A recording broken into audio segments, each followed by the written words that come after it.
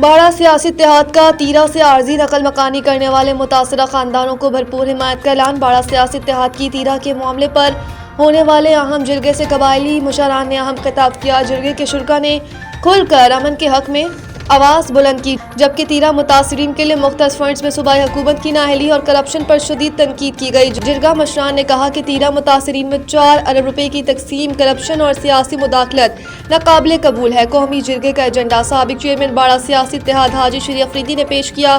سابق چیئرمین باڑہ سیاسی اتحاد حاجی شریف افریدی: ہم نے خوارج کے ساتھ 2 مرتبہ جرگہ کیا، اس کے بعد جرگے کی ذمہ داری صوبائی حکومت اور تیرا کے مشران کو سونپ دی، مگر دونوں جرگے ناکام رہے۔ جرگہ مشران نے کہا کہ متاثرین تیرا کے مسائل کسی ایک علاقے یا قبیلے تک محدود نہیں، بلکہ یہ اجتماعی قومی مسئلہ ہے جس کے حل میں مزید تاخیر ناقابل برداشت ہے۔ آبادی کے عارضی انخلا کے تمام مراحل اور بات چیت کے دوران صوبے کی اور بالخصوص ضلع خیبر کی سیاسی قیادت موجود تھی، جن سے مشاورت کے بعد آبادی کے عارضی انخلا کا فیصلہ کیا گیا۔